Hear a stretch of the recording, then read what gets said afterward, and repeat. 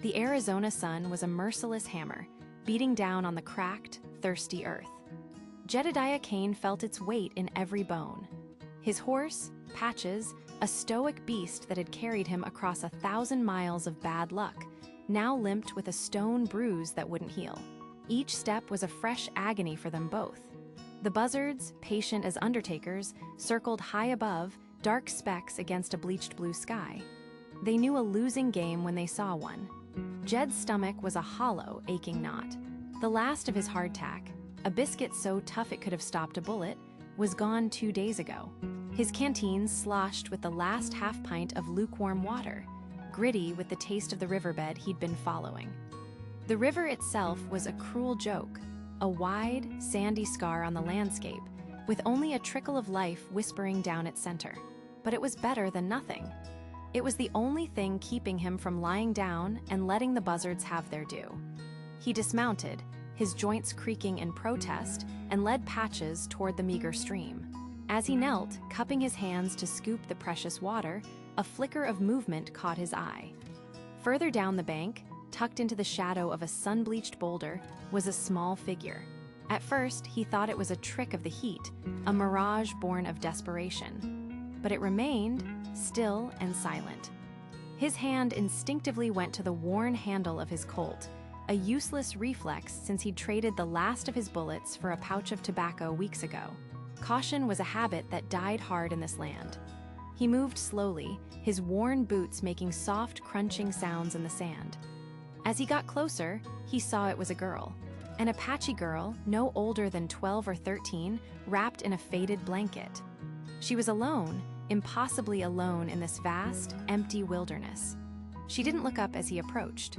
Her face, smudged with dirt and tears, was turned toward the sound of the trickling water, but her eyes were unfocused, milky white and vacant. She was blind. A cold knot of a different kind formed in Jed's gut. To be abandoned was a death sentence out here. To be blind and abandoned was something far crueler. He stopped a few feet away. "Hey there," he said, his voice a dry rasp he hardly recognized. The girl flinched violently, pulling the blanket tighter around her shoulders. She didn't speak, just angled her head toward his voice, her sightless eyes wide with fear. Jed's first thought was to walk away. He was a ghost himself, with nothing to offer but his own imminent demise. What could he do for her? But looking at her, so small and fragile against the immense, indifferent landscape, he saw a reflection of his own desolation. He couldn't leave her. It wasn't in him. He unhooked his canteen. "Water," he said, holding it out. "I've got some water." She remained frozen. He took another step, knelt in front of her, and gently touched the canteen to her hand. Her fingers, small and calloused, wrapped around it with surprising strength. She lifted it to her lips and drank, long and deep, until it was empty. She didn't offer thanks, just handed the empty vessel back, her head still cocked, listening to his every breath, his every movement. All he had left in the world was a strip of jerky he'd been saving, a piece so dry and tough it felt like chewing on leather. He pulled it from his saddlebag, broke it in two, and offered her the larger piece. She sniffed it first, a slow, deliberate intake of air, before taking it with a quiet reverence. As dusk painted the sky in shades of bruised purple and orange, the desert's heat began to bleed away, replaced by a biting chill. He couldn't leave her here. He gathered what little mesquite brush he could find, and, using his flint and steel, managed to coax a small, sputtering fire to life in the shelter of the rocks. The flames cast long, dancing shadows, a tiny beacon of warmth against the encroaching darkness. They sat in silence, sharing the pathetic fire, two lost souls at the edge of the world. Jed stared into the flames, wondering what tomorrow would bring, assuming they'd live to see it. Just before he drifted into an exhausted sleep, the girl spoke for the first time, her voice barely a whisper. "The ground here, it hums with greedy metal, and the wind smells of a lawman's lie." The pale light of dawn crept over the horizon, painting the Arizona landscape in muted shades of gray and rose. Jedediah awoke with a shiver, the fire having died hours ago, leaving only a pile of cold, white ash. Every muscle in his body screamed in protest, a symphony of hunger and exhaustion. For a moment, the world was just a blur of aches and the gnawing emptiness in his stomach. Then he remembered. He turned his head slowly, his neck stiff. The Apache girl, Nita, was already awake. She sat perfectly still, her back straight, her face tilted toward the rising sun as if she could feel its warmth on her skin. Her words from the night before echoed in his mind, hazy and dreamlike. Greedy metal? A lawman's lie. He dismissed them with a grunt. The mutterings of a starved, frightened child. Hunger played tricks on the mind, and hers was surely as addled as his own. "Ain't much left," he rasped, his voice a dry crackle. He uncorked his canteen and swirled the last few drops, offering it to her. She took it without hesitation, her small hand steady, and drank the mouthful of lukewarm water. She handed it back, her sightless eyes seeming to look right through him. "The sun warms the rock now," she said, her voice quiet but clear, carrying an unnerving certainty. "It makes the humming louder." Jed stared at her, his brows furrowed. "Humming? Girl, there's nothing out here but the wind and the buzzards. You were dreamin'." "Not with my ears," Nita replied patiently, as if explaining something obvious to a slow learner. She raised a delicate hand and pointed with unnerving accuracy toward a small, rocky bluff about 50 yards away. "Over there, the earth is disturbed. It sings a wrong song. The song of coins in a box, muffled by dirt and rock." Jed followed her gesture, squinting at the formation. From this angle, he could just make out its shape against the brightening sky, a long, low rock that did, in a strange way, resemble a coyote curled up asleep. It was a fool's notion, a desperate fantasy born from an empty belly. He was about to tell her so, to crush this dangerous bit of make-believe before it took root, but she spoke again. "The man with the tin star on his chest," she continued, her face impassive. "He smells of cheap whiskey, sweat, and leather. That smell is old on the ground here, faded by the sun. But it is strongest there." She pointed again to the coyote rock. "He was afraid. His sweat dripped into the hole he dug. It still smells of his fear." Jed fell silent. He thought of Sheriff Blackwood, a man whose swagger never quite concealed the predatory glint in his eyes. A man who ran the town of Redemption with an iron fist, yet whose pockets always seemed to be full, despite a meager sheriff's salary. The details Nita provided were too specific, too vivid to be a simple dream. He looked at her small, determined face, at the absolute conviction in her posture. She wasn't guessing, she was reporting. A war raged within him. His rational mind, honed by years of harsh reality, screamed that this was impossible. A blind girl couldn't smell a man's fear from weeks ago or hear gold buried under the earth. But another part of him, the part that was starving and had nothing left to lose, began to wonder. What if? The alternative was to keep walking until they both collapsed and became food for the coyotes. This was a chance. An insane, impossible, 1 in a million chance. He pushed himself to his feet, his joints popping in protest. The hunger was a physical pain, a constant reminder of his impending doom. He looked at the vast, unforgiving desert stretching out in all directions, then back at the small, frail girl who spoke of impossible things. Trusting her was madness. Not trusting her was a death sentence. He had to choose. He took a long, ragged breath of the cold morning air. "A sleeping coyote, you say?" he asked, his voice rougher than he intended. Nita simply nodded. Jed's gaze fixed on the distant rock formation. A spark of desperate hope, dangerous and bright, ignited in the barren wasteland of his soul. He looked down at her and offered a hand. "All right then, little one," he said, a grim resolve settling over him. "Let's go see about waking it up." The sun was a merciless hammer by the time they set out, beating down on the cracked, thirsty earth. Jedediah felt each step as a monumental effort, his body running on little more than fumes and a desperate, fragile hope. Nita walked beside him, her small hand occasionally brushing against his worn leather chaps.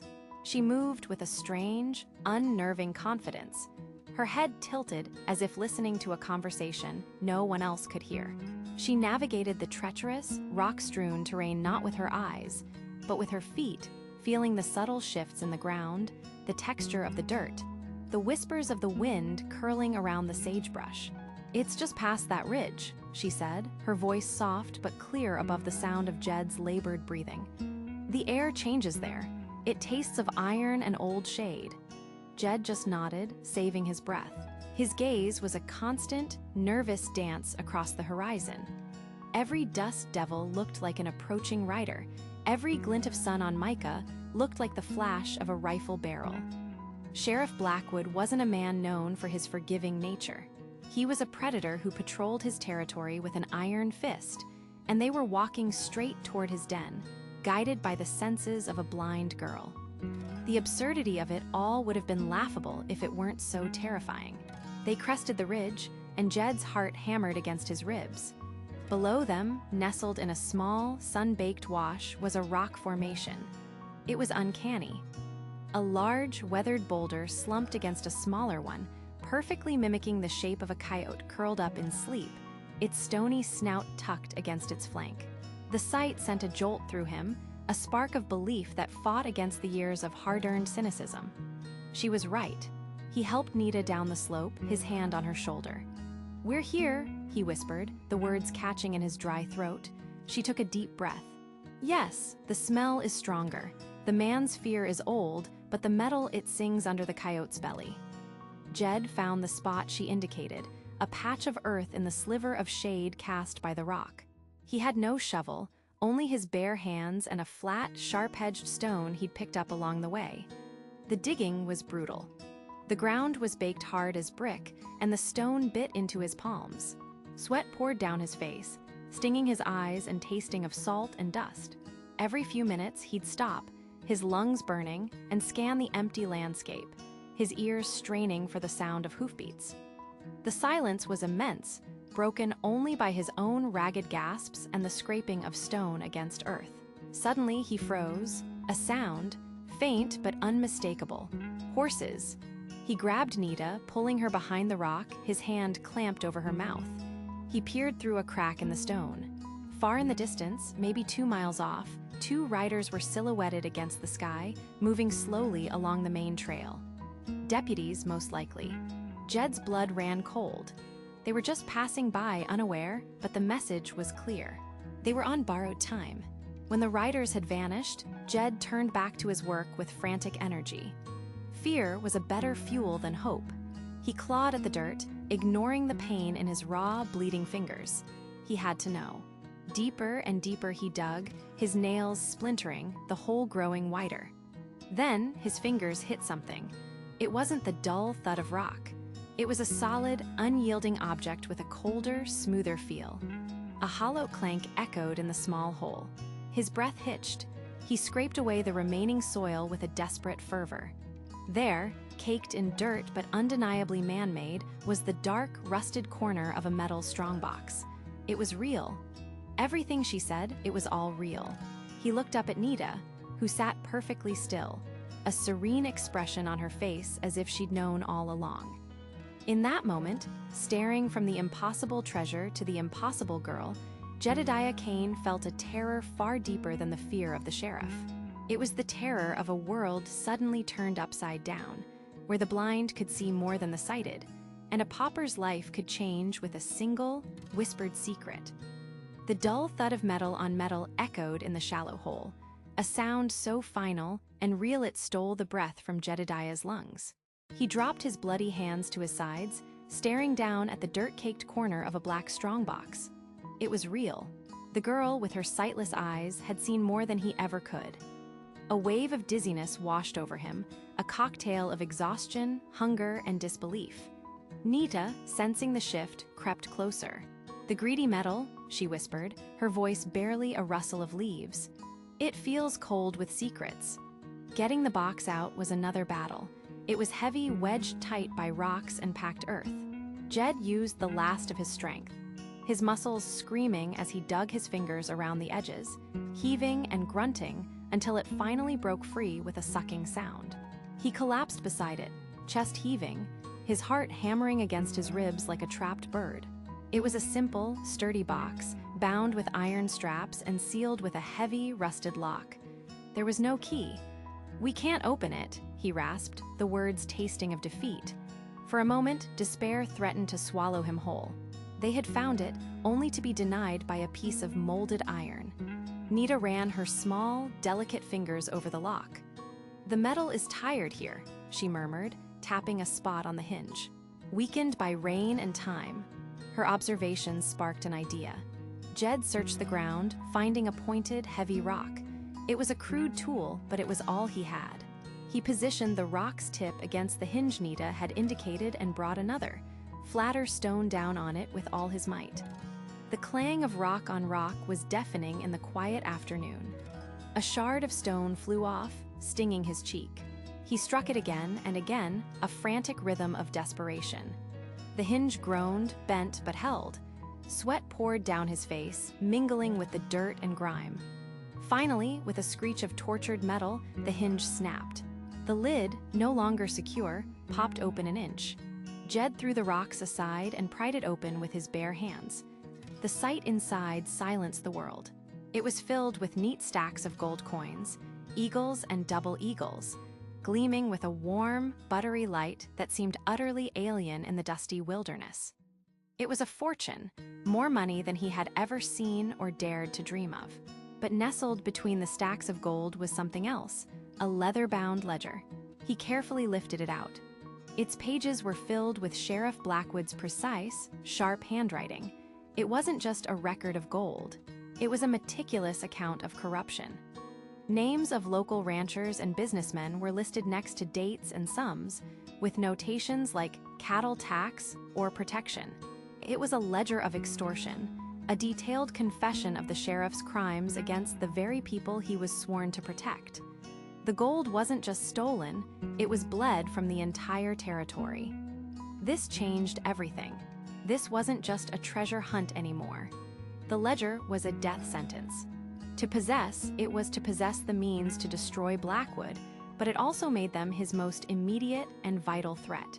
A cold fear, far deeper than his earlier desperation, settled in his gut.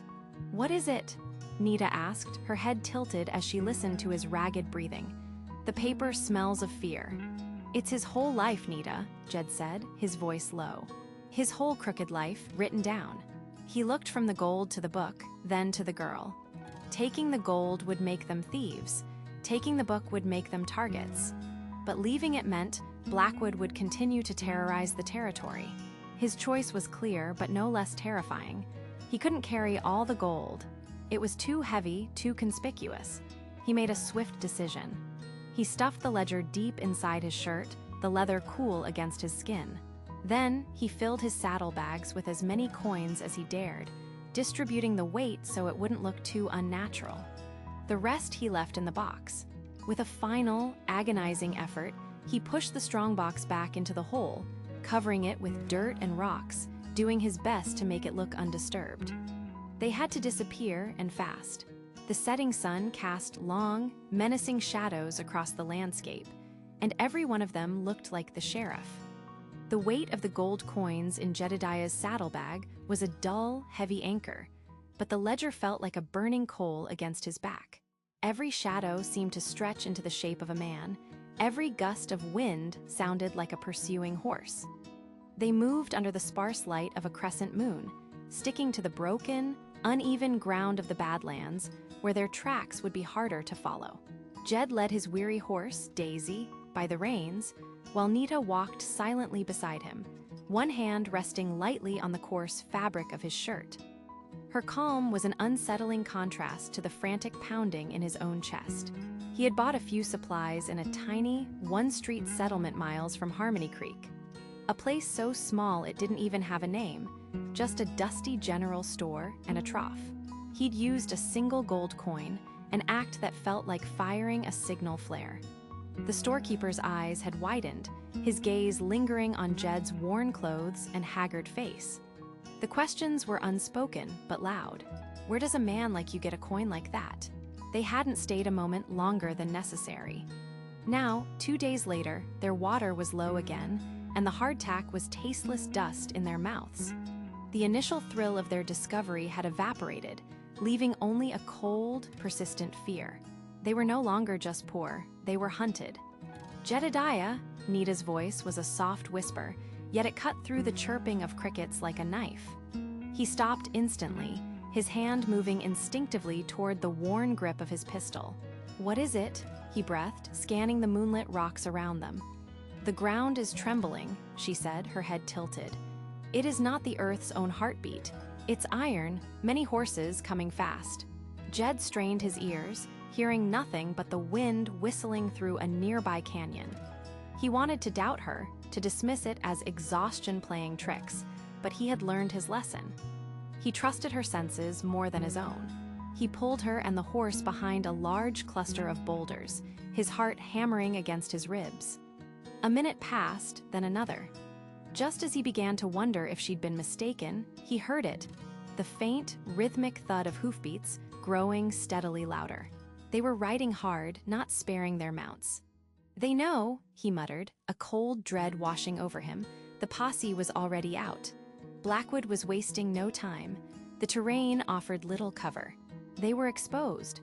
As Jed frantically searched for a place to hide, Nita tugged on his sleeve. "This way," she urged, pointing not to the deeper shadows, but toward a sheer rock face covered in a dense, thorny thicket of catclaw acacia. "The air is still in there. It tastes of old dust and dry stone." There was no time to argue. He pushed Daisy into the thicket first, the mare snorting in protest as thorns scraped her hide. He and Nita squeezed in behind her, pressing themselves into a shallow fissure in the rock. It was barely an indentation, but the thick, thorny branches provided a surprisingly dense screen. Jed held a hand over Daisy's muzzle, praying she would stay quiet. The hoofbeats were thunderous now. 4 riders crested the nearby ridge, their figures silhouetted against the night sky. They reined in, their horses breathing hard. Jed recognized one of the men even in the dim light, Deputy Miller, Blackwood's cruel right-hand man. "He can't have gone far," Miller's voice cut through the cold air. "Spread out, check the arroyos. The sheriff said he wants that ledger back. He doesn't care about the gold, just the book. And he wants the drifter and the Apache brat who was with him." Another deputy spat. "What's so damned important about a book?" "Ain't our place to ask," Miller snapped. "Just find them. Blackwood said he'd pay a handsome bonus. And if you have to, shoot the man. Just make sure the girl can tell us where the book is." The men grumbled their assent and split up, their horses clattering over the loose rock. For an agonizing 10 minutes, Jed, Nita, and the horse stood frozen in the crevice. They could hear the deputies calling out to each other as they searched the surrounding area. Finally, the sounds faded into the distance. Silence descended once more, heavier and more menacing than before. Jed slowly let out the breath he hadn't realized he was holding. He had saved Nita from the wilderness, but she had just saved them both from Blackwood's men. The game had changed. This wasn't just about survival anymore. It was about the damning evidence he carried, a secret that could either set the whole territory free or bury them in an unmarked grave.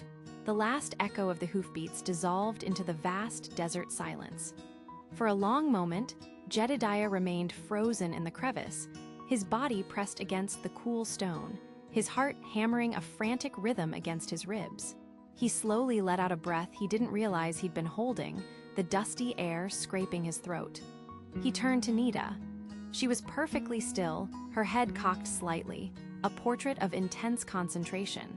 Her calm was an anchor in his sea of fear. "They're gone," he whispered, his voice hoarse.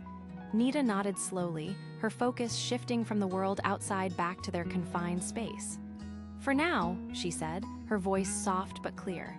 "The angry man's voice is a faint buzzing in the east, but his scent, it clings to the rocks here, like rust and sour whiskey."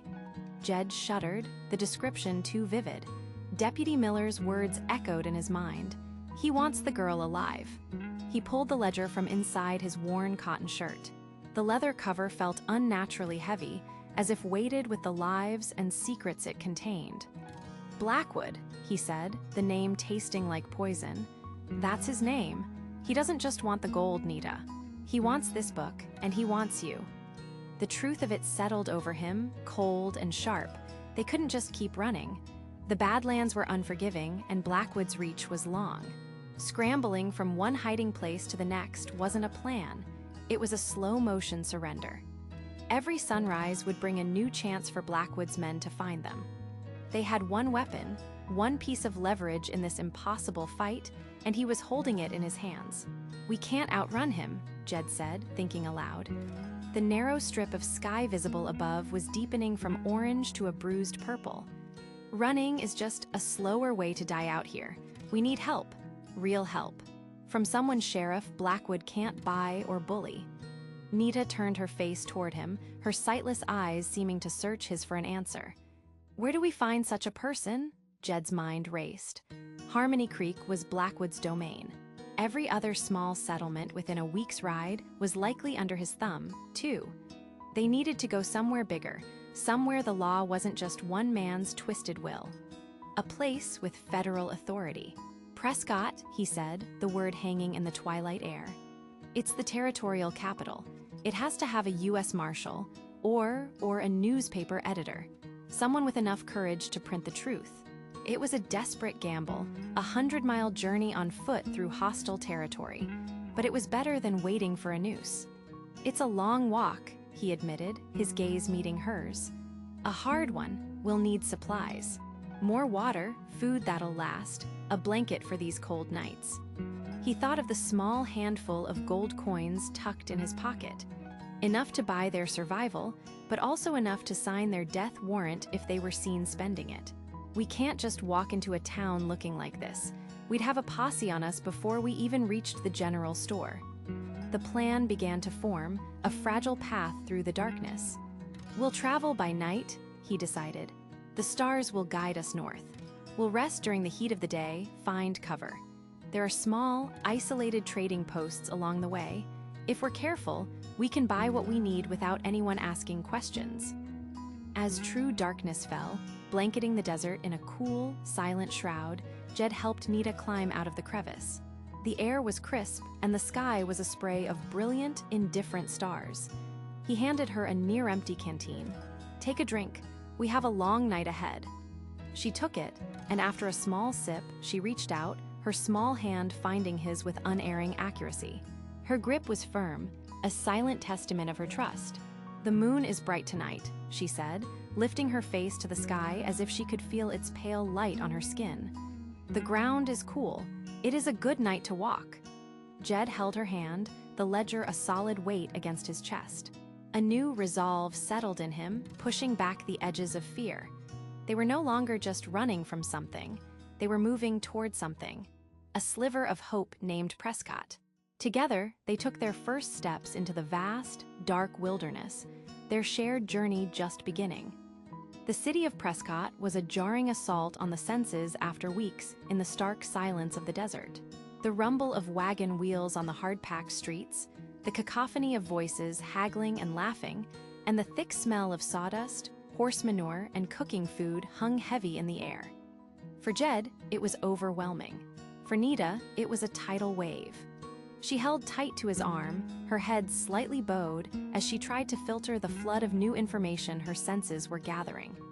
Jed guided them through the throng, his hand resting protectively on the oilcloth-wrapped ledger tucked inside his coat. He felt the weight of their future pressing down on him. There was no turning back. He spotted the sign, Office of the United States Marshal. It was a sturdy, unassuming brick building that seemed to exude an air of unyielding authority. This was it. This was where their running ended, one way or another. "We're here, Nita," he murmured, his voice tight. "Wait for me on this bench. It'll be safer." She shook her head, her grip on his arm surprisingly firm. "I will go with you. The wind that blows through that door does not smell of deceit. I must be sure." Trusting her instincts had brought them this far. Jed nodded, took a deep, steadying breath, and pushed the door open. The man behind the desk was broad-shouldered with a weathered face and eyes the color of faded denim. A silver star was pinned to his vest. He looked up from his paperwork, his gaze sharp and appraising as he took in the dusty cowboy and the blind Apache girl at his side. "Can I help you?" the marshal asked, his voice a low gravel. Jed's throat was dry. He cleared it and stepped forward. "Marshal, my name is Jedediah Kane. This is Nita. We've traveled from the south. We have information concerning Sheriff Blackwood." The marshal's expression didn't change, but a flicker of interest sparked in his eyes. "Sheriff Blackwood, I hear things. None of them good. What kind of information?" Jed laid out the story, his words coming in a rush. He told of finding Nita, of her strange and unerring senses, of the strongbox buried beneath the sleeping coyote rock. The marshal listened patiently, his hands folded on his desk, his face a mask of professional skepticism. It was a wild tale, Jed knew, the kind a desperate man might invent. When Jed finished, the marshal leaned back in his chair. "That's a heavy accusation to lay at a lawman's feet, Mr. Kane. All I have is your word against a decorated sheriff. You have any proof?" This was the moment. With a slightly trembling hand, Jed pulled the ledger from his coat and placed it on the desk. The thud it made seemed to echo in the silent room. "It's all in there, Marshal. Every bribe, every extortion, every ounce of gold he stole, all written in his own hand." Marshal Thompson unwrapped the oilcloth and opened the book. He began to read, his finger tracing the neat columns of names and figures. The silence grew heavy, thick with tension. Jed's heart pounded against his ribs. He watched the marshal's jaw tighten, his knuckles turn white as he gripped the pages. The ledger wasn't just an accusation, it was a confession. Finally, the marshal looked up, his gaze locking onto Jed, then shifting to Nita, who stood silently by Jed's side. "This girl, she found this for you? She senses things others don't," Jed said simply. Thompson stared at Nita for a long moment. She turned her head toward him, her sightless eyes seeming to look right through him. "The metal of Blackwood's star was cold with greed," she said, her voice clear and soft. "Yours is warm. It rings with the sound of iron striking stone, the sound of justice." The marshal blinked, taken aback by her strange and profound statement. He slammed the ledger shut. "By God," he breathed, a slow fire of righteous anger kindling in his eyes. He stood, his decision made. "Deputy," he bellowed, "get the telegraph running. I want 2 federal warrants sworn, and I want a detail of your best men ready to ride in 20 minutes. We're going to pay Sheriff Blackwood a visit." Weeks later, a new kind of peace settled over the valley. Sheriff Blackwood and his cronies were in federal custody, their reign of terror brought to an end by a dusty cowboy and a blind girl. A substantial reward was posted for the information leading to the arrests, and Marshal Thompson made sure every last dollar went to Jed. He bought a small plot of land with a running creek and a sturdy cabin, far from the badlands that had nearly claimed them. One evening, as the sun bled orange and purple across the horizon, Jed sat on their porch, describing the colors to Nita. She smiled, leaning her head against his shoulder, feeling the warmth of the last light on her face. Their journey had started in desperation and fear, a flight for survival. But here, in the quiet of their new home, they had found something more. They had found sanctuary. They had found family.